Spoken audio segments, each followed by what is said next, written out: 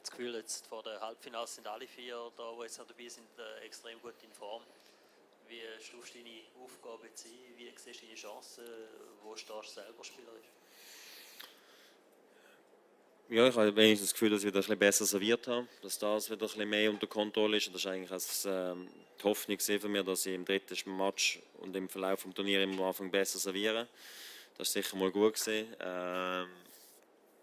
Ich muss schauen, dass es vielleicht noch ein bisschen besser retourniert, obwohl es nicht schlecht gesehen heute, aber ich glaube, da ist einfach, da muss ich einfach über Bücher generell gegen ihn, weil gegen Ferrer habe ich echt gut retourniert gehabt, wie auch schon gegen Tipsarevic, von dem her darf jetzt sicher nicht das, darf mir das irgendwie behindern morgen im Halbfinale.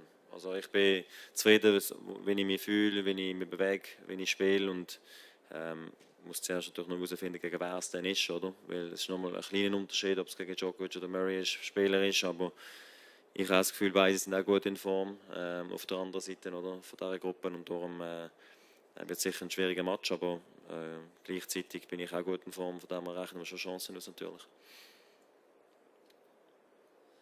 En fin de saison, comme ça, quand vous êtes tous forcément un peu fatigués et mentalement et physiquement, la différence, on va la puiser où? Plus dans la tête ou dans les ressources qui restent dans le corps? Bon, peut-être c'est toujours une combinaison de plusieurs choses où tu te retrouves mentalement. Je pense que tu le vois surtout chez certains joueurs, peut-être comme Tipsarevic, tu le sentais vraiment un peu fatigué, frustré.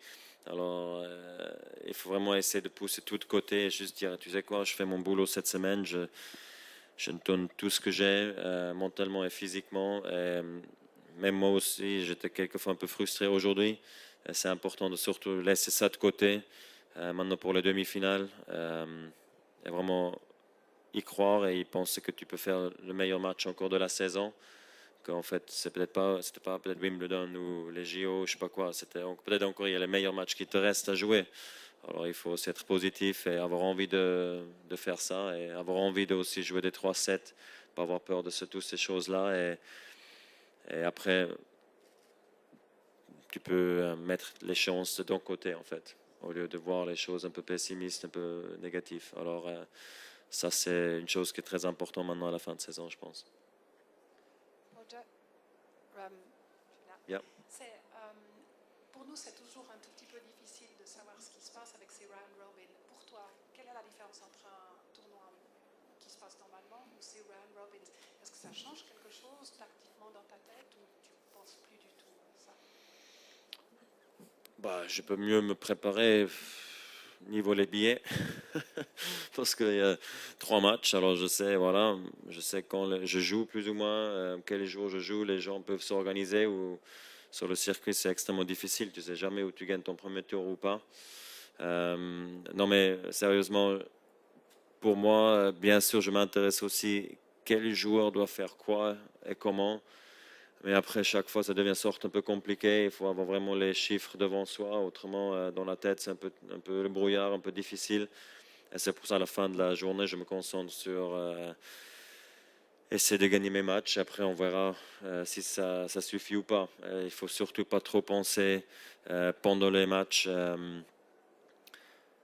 que est-ce que si je gagne en 2 ou 3-7, quel impact ça a? Parce que j'imagine que si je gagne en 3-7 contre Ferrer, il fallait surtout que je gagne un 7 aujourd'hui, par exemple. Alors voilà, et ça, à ça, je n'ai par exemple pas pensé dans le tie-break contre Ferrer.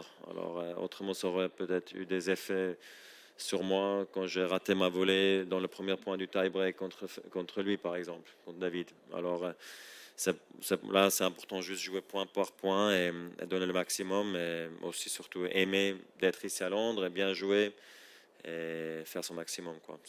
Pour finir, c'est assez simple avec beaucoup de bruit autour, en fait. Ouais.